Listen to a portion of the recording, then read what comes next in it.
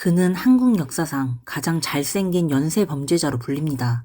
피해자들은 그의 외모에 현혹되어 스스로 그의 차에 올라타 말을 걸었고, 그는 범행 대상을 고를 때 나이도 외모도 보지 않았습니다. 오직 상대가 스타킹을 신었는지만 확인했습니다. 그는 심지어 다른 도구조차 준비하지 않았습니다.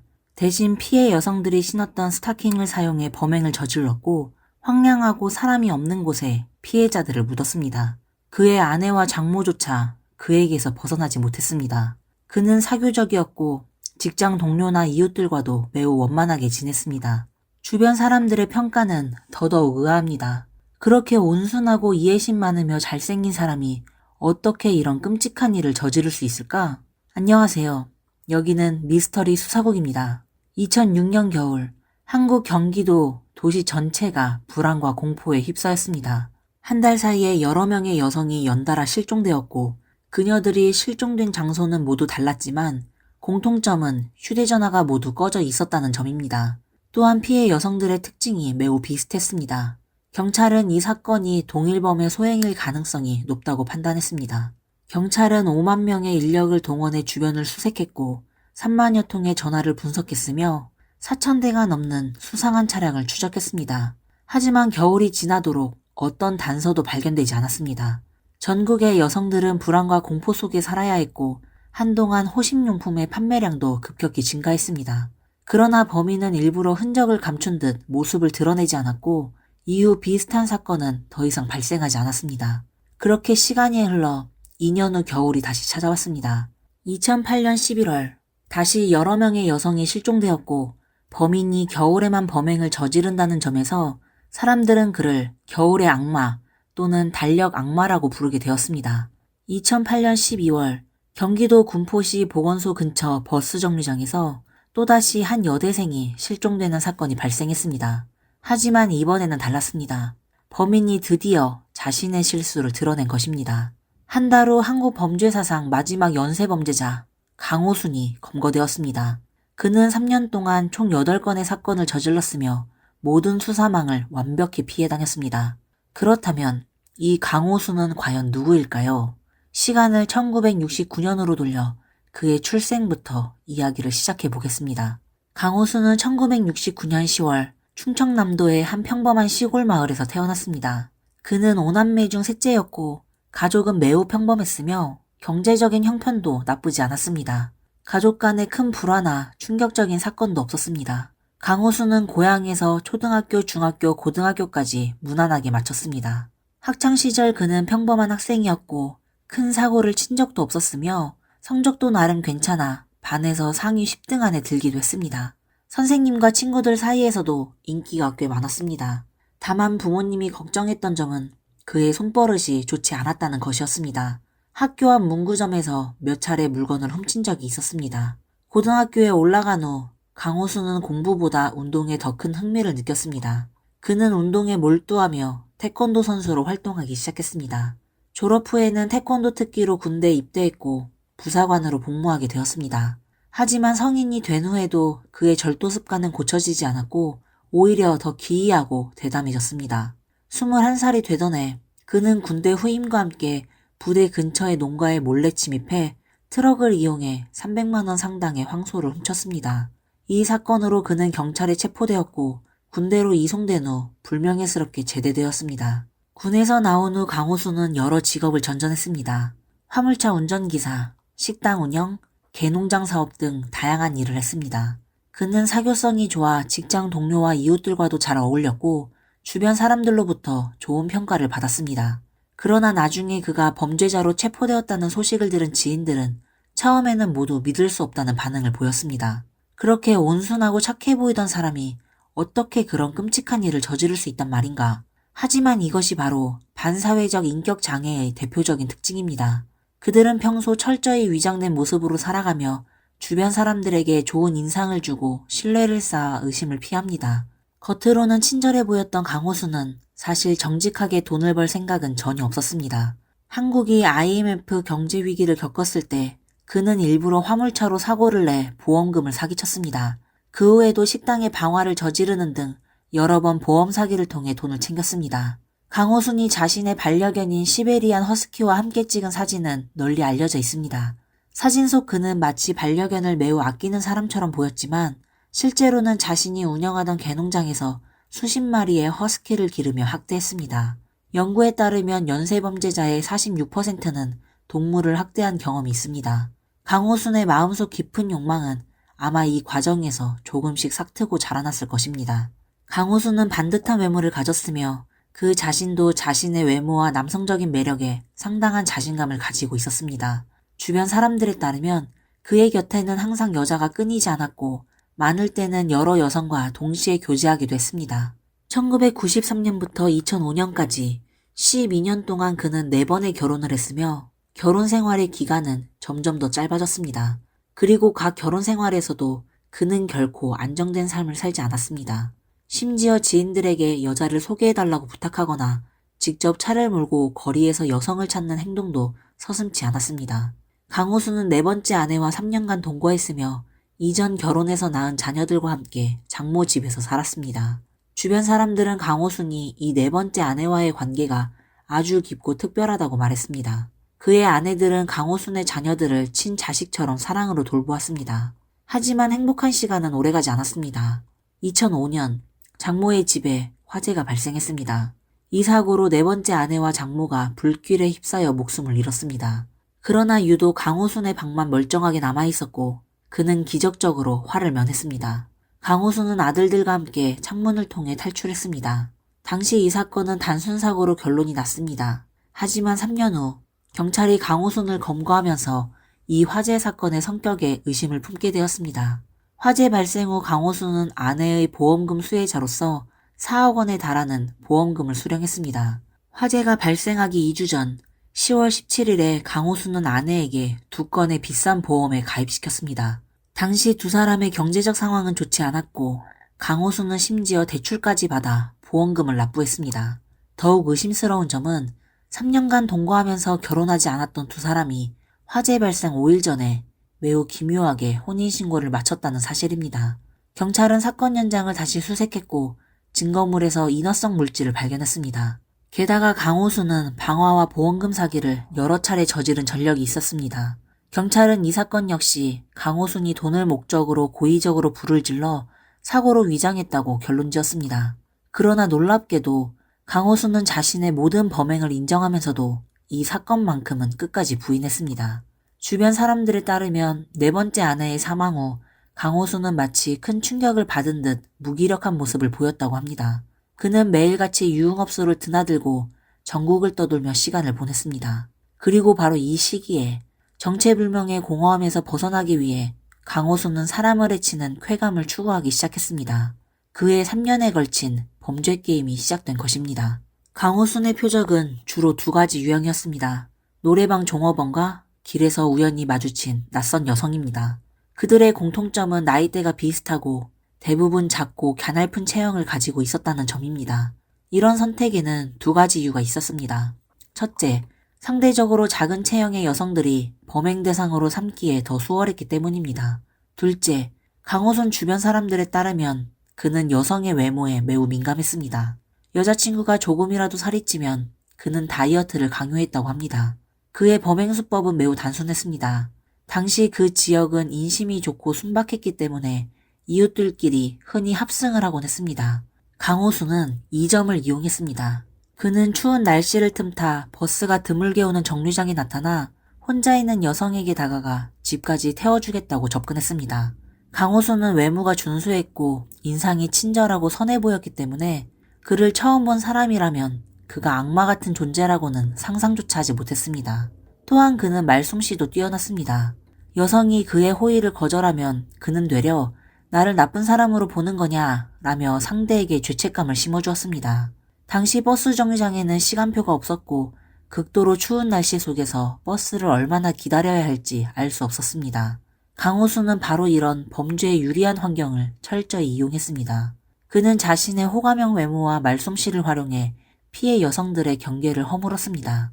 하지만 그가 차에 태운 여성들을 기다리고 있었던 것은 착한 척하던 가면을 벗어버린 잔혹한 범죄자의 진짜 모습이었습니다. 강호순은 매우 교활했습니다. 그는 범행 차량에 눈에 띄는 앞좌석에 자신과 반려견이 함께 찍은 사진을 두어 차에 탄 피해자들이 안심하도록 유도했습니다. 차를 몰고 일정 거리를 벗어난 후 강호수는 개조된 장치를 작동시켜 피해자를 차의 뒷좌석으로 쓰러뜨린 뒤 그를 강제로 제압하고 범행을 저질렀습니다. 그는 별다른 범행 도구를 준비하지도 않았습니다. 대신 피해 여성들이 입고 있던 스타킹을 사용해 그들의 목숨을 빼앗았습니다. 이후 그는 피해자의 시신을 인적이 드문 외진 곳으로 옮겨 은폐하고 묻어버렸습니다. 점차 스타킹은 강호순의 상징적 범행 도구가 되었습니다. 심지어 그는 범행 후 차에서 내려 담배를 피우며 피해자가 마지막 숨을 거두는 모습을 천천히 감상하기까지 했습니다. 경찰은 실종 여성들의 시신을 찾지 못했으며 사건 현장에 감시 카메라나 목격자도 없었습니다. 대규모 인력을 동원했음에도 수사는 계속해서 난항을 겪었습니다. 강호수는 범행 후 매우 치밀하게 흔적을 지웠습니다. 그는 심지어 손톱깎이로 피해자의 손가락 끝을 잘라내 지문이 남지 않도록 했다고 전해집니다. 하지만 아무리 치밀한 범행이라도 법의 심판은 피할 수는 없습니다. 강호순도 결국 결정적 실수를 저지르고 말았습니다. 2008년 12월 19일 오후 3시 경기도 군포시 보건소 근처 버스 정류장에서 한 여대생이 실종되었습니다. 그리고 4시간 후 노란색 외투에 가발과 마스크를 착용한 수상한 남성이 은행 CCTV에 포착되었습니다. 그는 ATM기로 다가가 한 장의 현금카드를 꺼냈습니다. 놀랍게도 그 남성의 오른쪽 손가락에는 장갑이 씌워져 있었습니다. 그는 카드로 70만 원의 현금을 인출한 후 뒤도 돌아보지 않고 은행을 떠났습니다. 이 카드의 주인은 실종된 여대생 A씨였으며 그 수상한 남성은 바로 강호순이었습니다. 강호순은 일부러 눈에 띄는 노란색 외투와 과장된 가발을 착용했습니다. 그의 목적은 경찰의 시선을 분산시키고 이번 사건을 단순한 강도 사건으로 위장해 이전의 연쇄 범죄와의 연관성을 차단하려는 것이었습니다. 경찰은 해당 경로에 설치된 모든 CCTV를 조사하며 증거를 확보했습니다. 수만 개의 화면을 분석하던 중 한 경찰관이 수상한 장면을 발견했습니다. 화면 속 남성 운전자는 한 손으로 운전하며 오른손은 조수석 아래를 힘껏 누르는 듯한 자세였습니다. 그 모습은 마치 무언가를 강하게 제압하고 있는 것처럼 보였습니다. 경찰은 해당 차량의 등록 정보를 조회했고 차량의 소유자는 한 여성으로 밝혀졌습니다. 경찰은 즉시 이 여성과 연락을 시도했는데 그 여성은 다름 아닌 강호순의 어머니였습니다. 강호순의 어머니는 경찰에게 이 차는 평소 아들이 주로 몰고 다닌다고 말했습니다. 경찰이 강호순을 찾아가 조사하자 그는 침착하게 설명했습니다. 그날은 여자친구를 만나고 바로 집에 돌아갔다고 말하며 매우 자연스럽게 행동했고 허점이나 당황한 기색도 전혀 없었습니다. 그러나 그날 밤 경찰의 감시를 의식한 탓인지 혹은 증거를 인멸하기 위해서인지 강호순은 자신이 평소 몰던 2대의 차량에 불을 질렀습니다. 그는 심지어 경찰에 전화를 걸어 차량이 사고로 불에 탔다고 거짓 신고까지 했습니다. 이러한 석연치 않은 행동은 오히려 그의 혐의를 더욱 확고하게 만들었습니다. 경찰은 즉시 강호순을 체포했고 결국 은행 CCTV에 찍힌 그의 손가락 관절의 특징을 근거로 강호순의 마지막 심리적 방어선을 무너뜨렸습니다. 그의 입에서 드디어 자백이 나왔습니다. 체포된 이후 강호순은 극도로 오만한 태도를 보였습니다. 그는 마치 자신이 죄인이 아니라 경찰과 함께 게임을 즐기러 온 사람처럼 행동했습니다. 자백을 한 후에도 그는 매우 침착했고 스스로 어떤 이야기도 먼저 꺼내지 않았습니다. 형사들이 호기심에 물어보는 질문에는 어떤 답도 하지 않았고 교묘하게 화제를 돌리며 대화의 주도권을 쥐고 흔들었습니다. 경찰이 확실한 증거를 내놓기 전까지는 어떠한 것도 인정하지 않았고 심지어 경찰을 비웃으며 조롱하기도 했습니다. 나랑 이렇게 이야기할 시간에 DNA나 더 대조해보지 그래? 라고 말하며 형사와 전문가들이 그를 심리적으로 분석하려 할 때도 그는 상대의 의도를 미리 간파하고 내가 너희에게 분석당할 것 같아? 차라리 내가 널 가르쳐주지 라는 듯한 태도를 취했습니다. 그는 대화에서 항상 우위를 점하려 했습니다. 대부분의 범죄자들은 체포된 후 자신의 과거 범행을 자랑하듯 떠벌리는 경우가 많았지만 강호순은 매우 침묵했습니다. 그는 명확한 증거가 없는 한 어떠한 범죄도 절대 인정하지 않았습니다. 이처럼 고도의 지능과 강한 통제력을 가진 반사회적 인격 범죄자를 상대하면서 경찰 역시 상당히 어려움을 겪었습니다. 수많은 노력과 지능 싸움 끝에 경찰이 확보할 수 있었던 것은 8건의 명확한 범죄 증거뿐이었습니다. 2006년 9월 7일 강원도 정선군 군청 여성직원 윤모씨, 2006년 12월 14일 경기도 군포시 삼본동 노래방 종업원 배모씨, 2006년 12월 24일 경기도 수원시 장안구 화서동 노래방 종업원 박모씨, 2007년 1월 3일 경기도 화성시 신남동 버스정류장 회사원 박모씨, 2007년 1월 6일 경기도 안양시 만안구 안양동 노래방 종업원 김모씨, 2007년 1월 7일 경기도 수원시 권성구 금곡동 버스정류장 여대생 연모씨, 2008년 10월 9일 경기도 수원시 권성구 당수동 버스정류장 주부 김모씨, 2008년 12월 19일 경기도 군포시 보건소 버스정류장 여대생 A씨. 강호순이 체포된 날짜는 설 명절을 앞둔 시점이었습니다.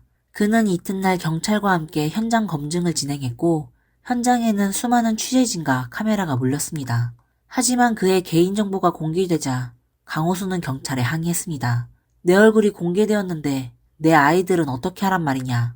그는 심지어 경찰에게 요구했습니다. 명절이 지난 후에 내 영상을 방송해달라. 명절에 가족들이 모여 뉴스를 보면 내 아이들이 큰 상처를 받을 거 아니냐. 그토록 망설임 없이 사람의 목숨을 빼앗은 사람이 본인의 자식을 생각할 때는 정말로 부성애를 보였던 것일까요? 전문가들은 강호순이 경찰 앞에서 자식들을 걱정하는 자상한 아버지라는 이미지를 연출하려 했을 뿐이라고 평가합니다. 그가 체포되기 전 진행된 가정조사에 따르면 그는 자녀들의 교육에 대해 무관심했으며 아이들과의 유일한 소통은 용돈을 줄 때뿐이었습니다. 게다가 강호순의 아들은 2007년 가출한 뒤 절도죄를 저지른 전력이 있었습니다. 한국 최초의 범죄심리학자 권일용 교수는 한 프로그램에 출연해 강호순과의 첫 면회를 회상했습니다. 권 교수에 따르면 강호순이 그를 보자마자 한 첫마디는 이랬습니다. 말을 하려면 물 한 잔 떠오세요. 권 교수는 순간 자리에서 일어날 뻔했지만 곧바로 깨달았습니다.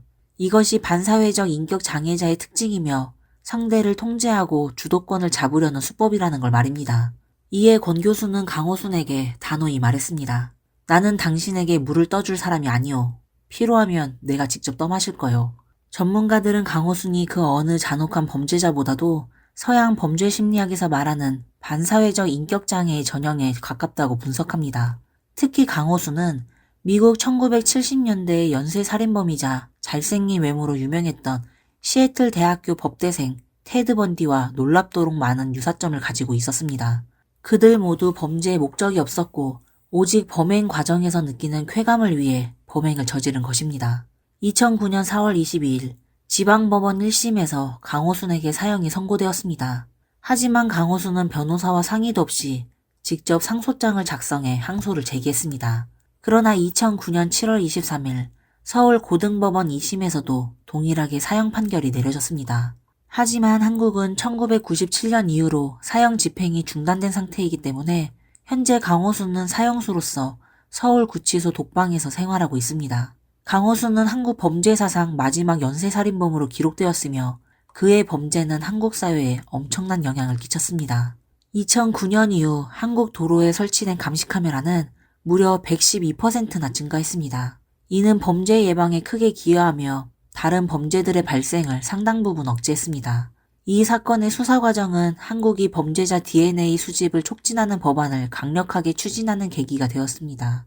서울구치소에서 생활하는 강호순은 간혹 기이한 행동과 함께 몇 가지 흥미로운 소식을 전하기도 했습니다. 과거 강호순과 같은 교도소에 수감되었던 이들에 따르면 강호순은 교도소 생활에 잘 적응했다고 합니다. 그는 시간을 활용해 조각 기술을 익혔고 꽤나 수준급의 실력을 갖춘 것으로 알려졌습니다. 비록 죄수 신분이지만 그는 여전히 체면을 차리며 교묘하게 자신을 과시했습니다. 삼성회장 이재용을 두고는 비꼬듯 말하기를 어차피 몇 년 후에 또 들어올 텐데 여기 에어컨이나 하나 설치해두라고 했고 롯데회장 신동빈에 대해서는 정말 인색하다. 여기 올 때 간식이라도 좀 가져와야지 라며 농담 섞인 말로 죄수들 사이에서 스스로의 존재감을 드러냈습니다.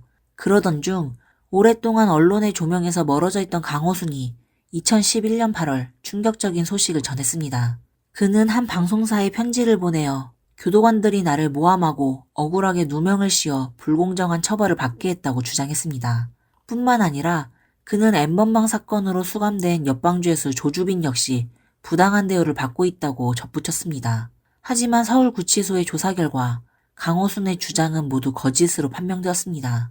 예를 들어 강호순은 전화 사용이 금지되었다고 주장했지만 실제 기록에 따르면 그는 여러 차례 전화 통화를 했습니다. 또한 죄수에 대한 징벌 처분은 징벌위원회를 통해 결정되므로 교도관이 독단적으로 처벌을 내릴 수 없다는 점도 확인되었습니다. 그렇다면 강호순이 이러한 거짓 주장을 한 진짜 목적은 무엇이었을까요? 전문가들은 그가 여전히 주목받고 싶어하는 욕구를 드러냈다고 분석합니다. 또한 반사회적 인격장애 범죄자들이 흔히 보이는 타인을 통제하려는 심리와 상황을 자신이 원하는 대로 조종하려는 시도가 이번 행동에도 그대로 나타난 것일 수도 있습니다. 결국 그의 모든 행동은 자신이 잊히지 않고 여전히 주목의 중심에 서고자 하는 삐뚤어진 욕망의 표출일지도 모릅니다. 오늘의 사건은 여기까지입니다. 이제는 연쇄범죄자라는 단어를 듣기 어려워졌습니다.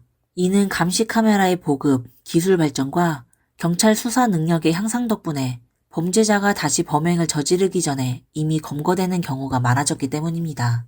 하지만 우리가 경계해야 할 점은 범죄 수법 또한 변화하고 있다는 점입니다. 만약 강호순이 수많은 여성을 해친 것이 폭력을 이용해 그들의 미래를 산산조각낸 범죄라면 N번방이 조주빈처럼 불법 영상을 유포해 이익을 취하는 행위는 더 간단하고 손쉬우며 대규모로 이루어진다는 점이 더욱 충격적입니다. 그들은 보이지 않는 무기를 사용해 헤아릴 수 없이 많은 피해 여성들을 끝없는 나락으로 밀어넣었습니다. 이러한 신종범죄에 우리는 더욱 경각심을 가져야 합니다. 왜냐하면 이런 범죄는 더 은밀하고 발각되기조차 어려운 경우가 많기 때문입니다. 오늘의 영상에 대해서 여러분들은 어떤 생각을 가지고 계신가요? 댓글로 의견을 남겨주세요. 마지막으로 항상 경각심을 유지하고 안전을 지키시길 바랍니다. 지금까지 미스터리 수사국이었습니다. 다음 시간에 다시 뵙겠습니다. 감사합니다.